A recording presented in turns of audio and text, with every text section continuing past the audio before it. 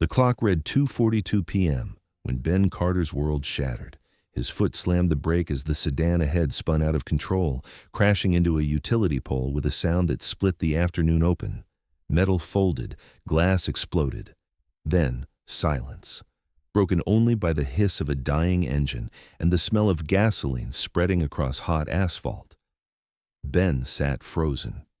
Around him, people climbed out of their cars with phones raised, recording, backing away.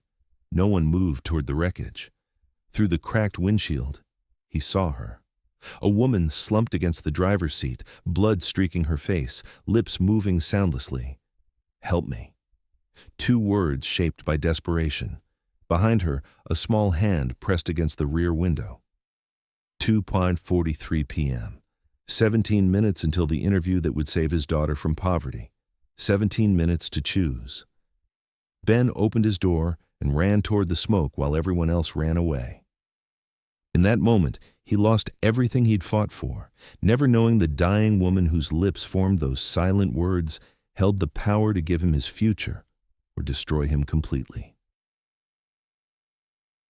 Ben's hands were steady as he yanked open the driver's door, steadier than they had any right to be, with gasoline fumes burning his nostrils and the metal groaning like something alive and dying all at once. The woman's eyes found his, wide and glassy with shock, and her mouth kept forming those same two words over and over. No sound coming out, but the shape of them clear as daylight. Her seatbelt had locked across her chest, pinning her against the seat. And when Ben reached across to unbuckle it, his fingers came away slick with blood from a gash on her forehead he hadn't noticed before. "I've got you," he said, though he wasn't sure that was true. Wasn't sure of anything except that the smell of gas was getting stronger. And somewhere behind him, a man was shouting about everyone getting back, getting away. That thing's going to blow. Ben worked the seatbelt free and got his arm around the woman's shoulders, supporting her weight as she tried to stand on legs that wouldn't quite hold her. She grabbed his shirt with surprising strength, her fingers twisted in the fabric, and turned her head toward the back seat with such desperate urgency that Ben followed her gaze without thinking. The little girl couldn't have been more than 5 or 6, strapped into a booster seat, eyes closed, a trickle of blood running from her nose. Ben's stomach dropped. He eased the woman down onto the pavement, ignoring her protests, her hands still reaching for him, for her daughter, and he dove back into the car. The back seat was a mess of shattered glass and twisted metal, the booster seat wedged at an angle that made the buckle nearly impossible to reach. Ben's fingers fumbled with the clasp once, twice, and on the third try, it clicked open, and the girl slumped forward into his arms. Warm and breathing, thank God. Breathing. He carried. Her out and laid her gently beside her mother, who was sobbing now, real sounds finally breaking through the shock, and she pulled her daughter close with shaking hands while Ben stood there, chest heaving, looking down at them both. The girl's eyes fluttered open, unfocused and confused, and she said, "Mommy," in a voice so small it made something in Ben's chest crack wide open. Around them, the crowd had pressed closer, phones still raised. Someone said the ambulance was coming. "Just a few more minutes. Hang in there." Ben looked at his watch. 2:51 p.m. 9 minutes. He could still make it if he ran every red light between here and Meridian hotels, could still walk into that conference room with his resume in hand and his best smile plastered across his face and pretend his hands weren't shaking, pretend he couldn't still smell gasoline and blood. But the woman was looking up at him now, tears cutting clean tracks through the dirt on her face, and she reached out and caught his hand, squeezed it hard enough to hurt. "Thank you," she whispered, and her voice was wrecked. Thank you. I thought nobody—" She couldn't finish, just held onto his hand like it was the only solid thing left in the world. Ben squeezed back just once before he gently pulled free. "Take care of her," he said, nodding at the little girl. And then he was running back to his truck, his shoes crunching over broken glass, his heart hammering against his ribs. He threw himself into the driver's seat and pulled back onto the road, weaving through the stopped traffic, his hands white-knuckled on the steering wheel. The clock ticked forward. 2:53, 2:55, 2:58. By the time he screeched into the parking lot of Meridian Hotels, the clock read 3:28 p.m., and Ben sat there for a long moment, engine still running, staring at the gleaming glass tower in front of him, and knowing, just knowing, that he was too late. The lobby was all marble and gold fixtures, the kind of place that made Ben hyper-aware of the grease stain on his work jacket and the scuff marks on his boots. The receptionist behind the desk looked up as he approached, her expression already shifting from polite interest to cool dismissal as she took in his appearance, the way his hair was sticking up in the back where he'd run his hands through it too many times, the faint smell of gasoline still clinging to his clothes. "I'm here for the 3 o'clock interview," Ben said, trying to keep his voice steady, professional. "Ben Carter, I know I'm late. I can explain." "Mr. Carter." The receptionist's smile didn't reach her eyes. "Your interview slot was at 3 p.m. It's now 3:30. I'm afraid the position has been filled." "I understand I'm late, but if I could just speak to someone for a few minutes. There was an accident. A car accident. I had to... Do you have documentation, police report, hospital records, something official?" Ben stared at her. I wasn't in the accident. I stopped to help someone." "I see." The receptionist's tone made it clear she didn't see, or didn't care. "Mr. Carter, Meridian Hotels values punctuality and reliability above all else. We received over 200 applications for this position. The candidate who showed up on time demonstrated those values. The one who didn't, did not. I'm sorry, but there's nothing more I can do for you." Ben wanted to argue, wanted to explain about the woman with blood on her face and the little girl who'd said "mommy" in that tiny, broken voice. Wanted to make this woman understand that some things mattered more than being on time to an interview. But he could see in her eyes that it wouldn't matter, that she'd already made up her mind, already filed him away under unreliable and moved on to the next name on her list. So he just nodded, turned around, and walked back out into the afternoon sun, which seemed too bright now, too cheerful for the way his chest felt hollow and scraped out. He sat in his truck for a while, not starting the engine, just staring at nothing. Then he pulled out his phone and called his daughter's after-school program to let them know he'd be there to pick her up soon. Lily's voice when she answered was bright and eager, asking if he got the job, if they could go out for ice cream to celebrate. And Ben had to swallow hard before he could say, "Not today, sweetheart. Maybe next time." The next 2 weeks moved like sludge, thick and slow and suffocating. Ben picked up whatever HVAC repair jobs he could find, mostly residential work that paid by the hour and dried up as autumn settled in, and people stopped worrying about their air conditioning. He fixed a furnace for an elderly couple who paid him in cash and homemade cookies. He replaced a compressor for a landlord who tried to short him $20 and acted like he was doing Ben a favor. He drove all over the city in his battered truck, tools rattling in the back, and tried not to think about the number in his bank account that kept creeping lower and lower despite how hard he worked. Lily noticed. Kids always did, even when you tried to hide it. She stopped asking for things. New shoes when her sneakers got too tight, art supplies for a school project. The book series all her friends were reading. She started offering to share her lunch with Ben, picking at her sandwich with studied casualness, and saying she wasn't really that hungry anyway. It made Ben want to put his fist through a wall, the way she'd learned so young to make herself smaller, to need less, because needing things meant watching your parents' face do that thing where it tried to smile but couldn't quite manage it. One night, Ben was sorting through the mail, bills mostly, all of them stamped with red warnings about past due amounts, when Lily came and sat next to him at the kitchen table. She was wearing her favorite pajamas, the ones with the stars that were getting too short in the sleeves, and she had her math homework spread out in front of her, but she wasn't looking at it. She was looking at Ben, and her expression was too old, too knowing for a 7-year-old.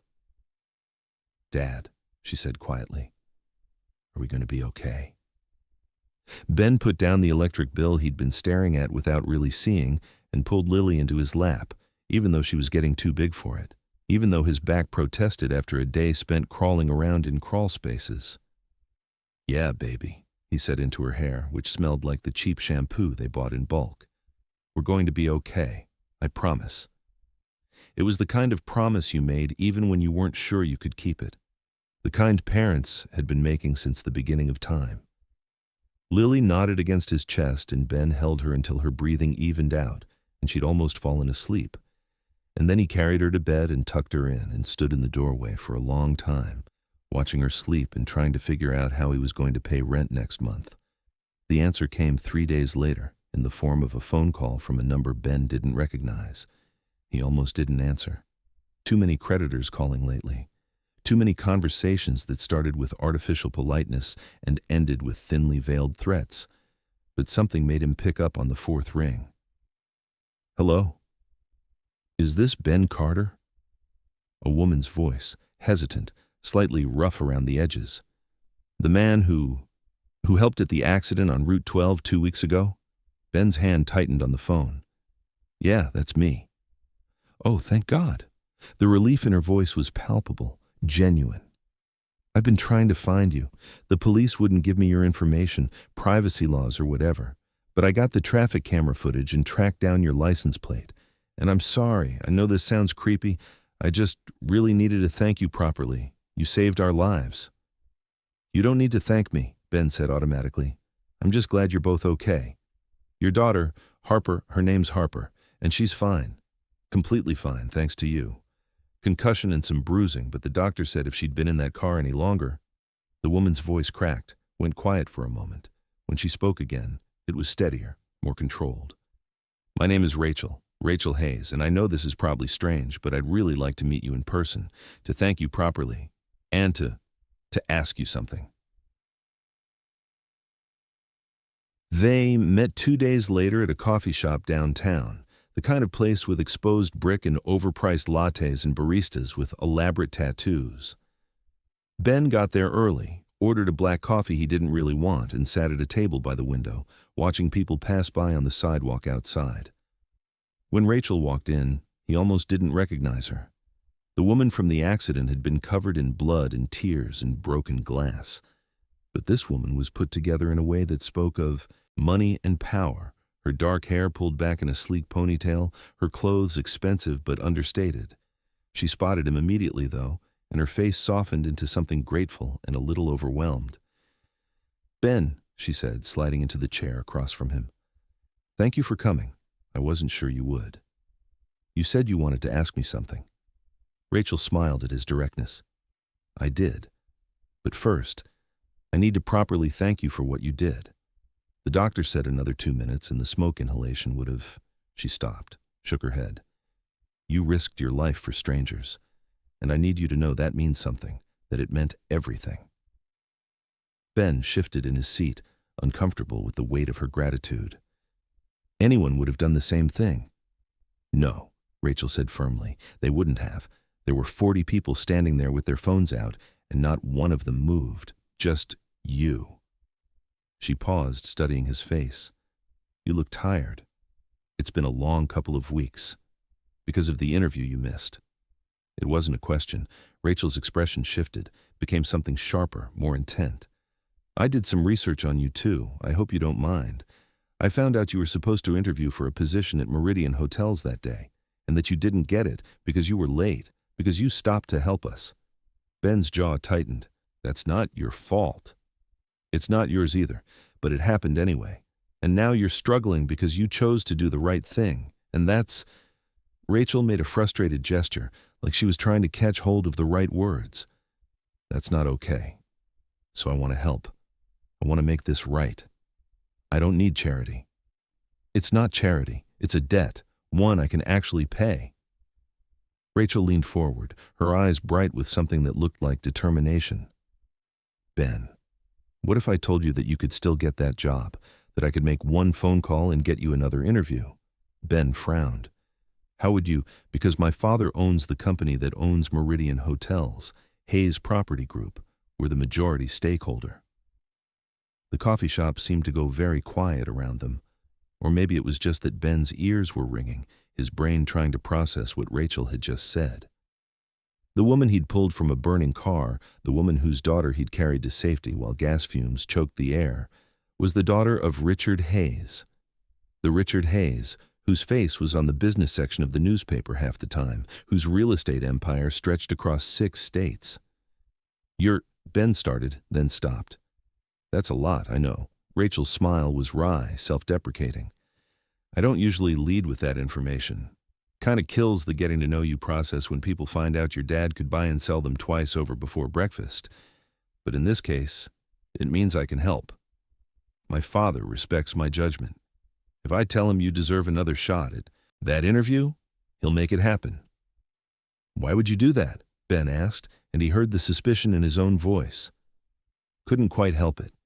In his experience, people like Rachel Hayes, people with money and power and connections, didn't just hand out favors to guys like him. There was always a catch, always an angle. Rachel's expression softened. Because Harper asked about you. She wanted to know if the nice man who saved us was okay, if he had kids of his own, if we could do something to say thank you. And when I found out what happened, what you lost by helping us, She paused, choosing her words carefully. I realized I had a chance to show my daughter that good things can happen to good people, that doing the right thing doesn't always mean getting punished for it. So yes, I'm doing this partly for you, but I'm also doing it for her, to prove that the world isn't quite as awful as it sometimes seems. Ben wanted to argue, wanted to say he didn't need anyone's help, that he'd figure it out on his own like he always did. But he thought about Lily and her 2 small pajamas, about the electric bill with its final notice stamp, about the way she'd asked if they were going to be okay, and he'd promised yes even though he wasn't sure. Sometimes pride was a luxury you couldn't afford. Okay, he said quietly. If you can do that, if it's not too much trouble, then yeah. Okay, thank you. Rachel's smile was genuine, warm. Don't thank me yet. You still have to nail the interview. 3 days later, Ben got a call from Meridian Hotels. Not the cold receptionist from before, but someone from Human Resources, someone who spoke in professional tones and explained that they'd had a position open up, different from the one he'd originally applied for, actually a step up, more responsibility. And they'd received a very strong recommendation on his behalf. Would he be available to come in for an interview, say, tomorrow at 2 p.m.? Ben said yes, hung up the phone, and stood in his kitchen for a long moment, staring at nothing, trying to figure out if this was really happening or if he'd somehow fallen asleep and was dreaming it all. Then Lily came home from school, dumped her backpack by the door, and said, "Dad, what's wrong? You look weird." "I got another interview," Ben said, and his voice sounded strange to his own ears, halfway between disbelief and something that might have been hope. "At Meridian Hotels. Tomorrow." Lily squealed and threw her arms around his waist, and Ben held onto her and thought, just for a moment, that maybe Rachel was right. Maybe the world wasn't quite as awful as it sometimes seemed. The interview went well. Better than well, actually. The facilities manager who conducted it was impressed with Ben's experience, asked detailed questions about complex HVAC systems and emergency repairs and regulatory compliance, and seemed to genuinely appreciate the practical knowledge Ben had gained from years of hands-on work. They talked for almost an hour, and when it was over, the manager shook Ben's hand and said he'd be hearing from them soon. Very soon. Ben walked out of the building feeling lighter than he had in weeks, almost allowing himself to believe that this might actually work out, that the nightmare of the past month might finally be ending. He was halfway to his truck when he heard someone call his name. He turned to find a man in an expensive suit striding toward him. Late 40s, silver hair, the kind of confident posture that came from never having to worry about money a day in your life. "Mr. Carter, I'm Graham Foster, Director of Human Resources for Meridian Hotels." The man's handshake was firm, his smile professional and completely empty of warmth. "I was hoping I might have a word with you, privately." They ended up in Graham's office on the 14th floor. All glass walls and minimalist furniture, and a view of the city that probably cost more in rent than Ben made in a year. Graham sat behind his desk and gestured for Ben to take the chair across from him, and there was something in his expression that made unease prickle along Ben's spine. "I'll be direct, Mr. Carter," Graham said, folding his hands on the desk. I know why you're here. I know that Rachel Hayes vouched for you, and I know exactly why she felt compelled to do so. I've reviewed the police report from the accident, spoken to the responding officers, confirmed the timeline. You did indeed help Mrs. Hayes and her daughter, and you did indeed miss your original interview as a result. Ben waited, saying nothing, because he could hear the butt coming from a mile away. Here's the situation, Graham continued. Rachel Hayes is a major stakeholder in this company. Her father founded Hayes Property Group, and she holds significant influence despite not being involved in day-to-day operations. When she makes a request, we listen. However, he paused, his eyes sharp and assessing. I'm the one who actually runs this hotel chain, Mr. Carter. I hire the people, I set the standards, and I don't appreciate anyone, no matter how well connected, attempting to circumvent our normal hiring procedures. I didn't ask her to do this, Ben said, keeping his voice level. She offered. I'm aware, which is the only reason we're having this conversation instead of security escorting you out. Graham leaned back in his chair. I've reviewed your qualifications. You're experienced, knowledgeable, and from what I understand, you performed well in your interview today. Under normal circumstances, you'd be a strong candidate. But these aren't normal circumstances, are they? What are you saying? I'm saying that if I hire you, it will always be because Rachel Hayes made a phone call. Your coworkers will know it, your supervisors will know it, and every time you make a mistake, every time you're late or mess up or fail to meet expectations, people will assume it's because you're protected, because you have connections, that you don't actually deserve to be here. Graham's smile was thin, sharp. I've seen it happen before. It breeds resentment. It damages team morale. It makes my job harder. Ben's hands curled into fists on his lap. So what? You're not going to hire me. I didn't say that. Graham pulled out a folder, slid it across the desk. I'm offering you a choice. You can accept this position with the understanding that your connection to Rachel Hayes remains strictly confidential. You sign a non-disclosure agreement promising never to reveal how you came to work here, never to leverage your relationship with the Hayes family for any professional advantage, and never to contact Rachel Hayes while you remain employed at Meridian Hotels. You become just another employee.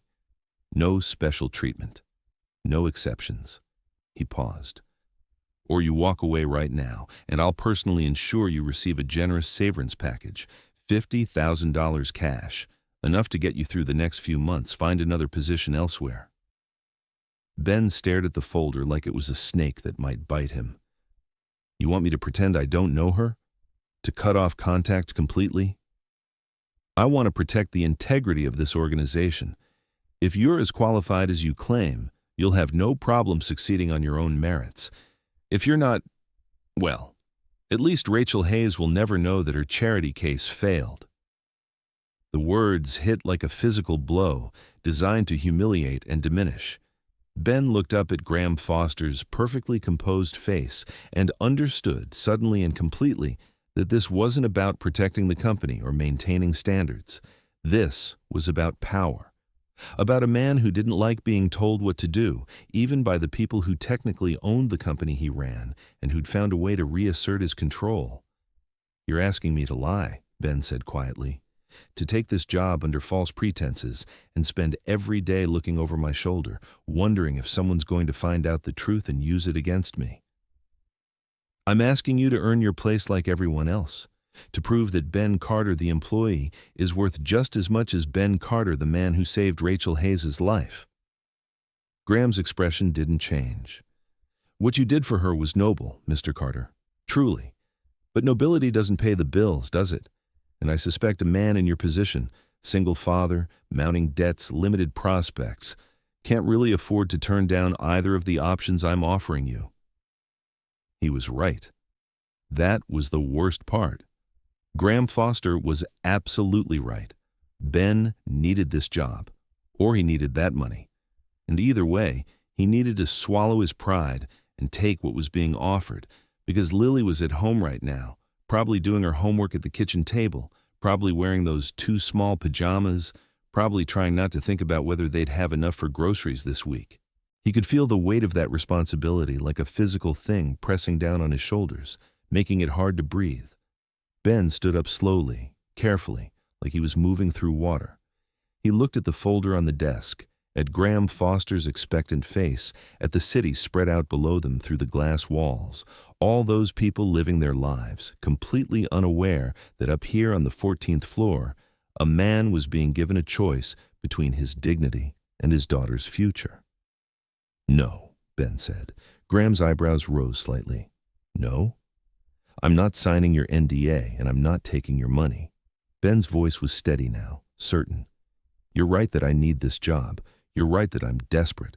But my daughter is watching me, learning from me, figuring out what kind of person she wants to be based on what kind of person I am. And I won't teach her that it's okay to be afraid of the truth, that it's acceptable to make yourself small and silent so that powerful men feel comfortable." "Mr. Carter, Rachel Hayes offered me a second chance because I did the right thing. If I take this position under your conditions, I'd be proving that doing the right thing was stupid, that I should have driven past that accident and shown up on time and climbed over whoever I needed to climb over to get ahead."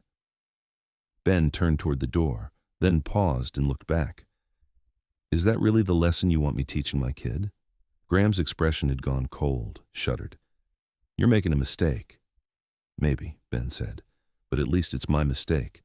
At least I can look my daughter in the eye tonight and tell her that her dad didn't sell himself out for a paycheck." He walked out of Graham Foster's office, through the gleaming lobby, out into the afternoon sun. And he didn't let himself think about what he'd just done until he was sitting in his truck with his hands on the steering wheel and his heart pounding in his chest like it was trying to break free. Then he pulled out his phone and called Rachel Hayes. She answered on the second ring. "Ben, how did it go?" "I need to tell you something," Ben said. And then he told her everything. The interview, Graham Foster, the NDA, the choice he'd been given and the choice he'd made. When he finished, there was silence on the other end of the line. And for a horrible moment, Ben thought she might be angry, might think he'd thrown away the opportunity she'd worked to create for him. Then Rachel said very quietly, "That son of a bitch." "I'm sorry," Ben started, but Rachel cut him off. "Don't you dare apologize. Graham had no right to do that, no authority to make those demands. He works for my father, not the other way around, and he seems to have forgotten that." Her voice had gone sharp, dangerous in a way Ben hadn't heard before. "I'm going to call my father right now. This isn't over." "Rachel, you don't have to." "Yes, I do. Harper asked me yesterday if the nice man was happy now, if helping us made his life better. And I told her yes, because I wanted to believe it. But if I let Graham Foster get away with this, I'll be teaching my daughter the same lesson you refused to teach yours, that powerful people can do whatever they want and the rest of us just have to accept it." She paused. "Give me 24 hours. Don't make any other plans. Can you do that?" Ben didn't know what to say, so he just said, "Okay." The call came not from Rachel, but from Richard Hayes himself, 20 hours later. The voice on the other end of the line was gruff, businesslike, with an edge of something that might have been amusement. "Mr. Carter, this is Richard Hayes. I understand you met my daughter under rather dramatic circumstances." "Yes, sir." "And I understand you turned down a job offer from Graham Foster because you didn't like the strings attached." "That's correct." There was a pause, the sound of papers shuffling. "I also understand that you scored 95 on our technical competency assessment, highest score we've seen in 5 years. Graham was required to administer it after Rachel and I had a rather pointed conversation about hiring practices and the difference between nepotism and gratitude." Ben's heart lurched. "I didn't know there was a test. Graham didn't tell you." "Interesting. Well, you passed it anyway, which suggests to me that Rachel's faith in you wasn't misplaced." Another pause. "Mr. Carter, I built my company on the principle that competent people deserve opportunities regardless of how they come to our attention. My daughter vouched for you. You proved yourself through formal assessment, and you demonstrated integrity when offered a compromising situation. As far as I'm concerned, that makes you exactly the kind of employee we need." "Sir, I don't understand. The position is yours if you want it. Graham Foster has been reassigned to our Las Vegas property, effective immediately. The new HR director will be reaching out to you within the hour to discuss terms. No NDAs, no secret conditions, just a standard employment contract. Are you interested? Ben closed his eyes, feeling something hot and tight unwind in his chest. Yes, sir. I'm very interested. Good. Welcome to Meridian Hotels, Mr. Carter. Don't make me regret this. The line went dead. Ben sat there for a long moment, phone still pressed to his ear, trying to process what had just happened. Then, Lily burst through the front door, home from school, and she took one look at his face and said, "Dad, what's wrong?" "Nothing's wrong, baby." Ben pulled her into a hug, held her tight. "Everything's right. Everything's going to be okay." 6 months later, Ben stood in the maintenance control room of Meridian Hotels, reviewing the quarterly reports with his team. He'd implemented a new preventive maintenance system that had reduced emergency repair calls by 40% and saved the company over $200,000. The facilities manager had mentioned casually that corporate was impressed that there might be opportunities for advancement if Ben was interested. It was a Tuesday afternoon when Rachel Hayes walked into the lobby with Harper, both of them dressed for some function or another, and Harper spotted Ben checking one of the HVAC panels near the elevators. The little girl broke away from her mother and ran over, face bright with recognition. "It's you," Harper said. "The nice man." Ben smiled, crouching down to her level. "Hey there, how have you been?" "Good. Mommy says you work here now. Are you happy?" The question was so earnest, so genuinely concerned, that Ben felt something catch in his throat. "Yeah," he said softly. "Yeah, I'm happy." Rachel had caught up by then, slightly out of breath, and she and Ben exchanged a look that held months of complicated history, gratitude and guilt and something like friendship. "Harper's been asking to see you," Rachel said. "I thought maybe we could all get coffee sometime. You and your daughter, me and Harper. No business, no favors, just people who know each other spending time together." Ben thought about it, about Lily and Harper playing together while he and Rachel talked about ordinary things, about building something that wasn't based on debt or obligation, but just on mutual respect and the strange bond formed when lives intersect in moments of crisis. "I'd like that," he said. That night, when Ben tucked Lily into bed, new pajamas now, ones that actually fit, she looked up at him with sleepy eyes and said, "Dad, I'm proud of you." "Yeah? Why's that?" "Because you're happy, and because you did the right thing even when it was hard." Ben kissed her forehead, smoothed her hair back. "You know what? I'm proud of you too. I didn't do anything. You did everything," Ben said quietly. "You're the reason I keep trying to be better. You're the reason any of it matters." Lily smiled, eyes already drifting closed, and Ben sat there in the dark for a while, listening to her breathe, thinking about choices and consequences, and the strange winding path that led from a moment of crisis on a highway to this quiet room, this peaceful child, this life they'd built together. Sometimes doing the right thing cost you everything, and sometimes, if you were lucky, it gave you back more than you'd lost.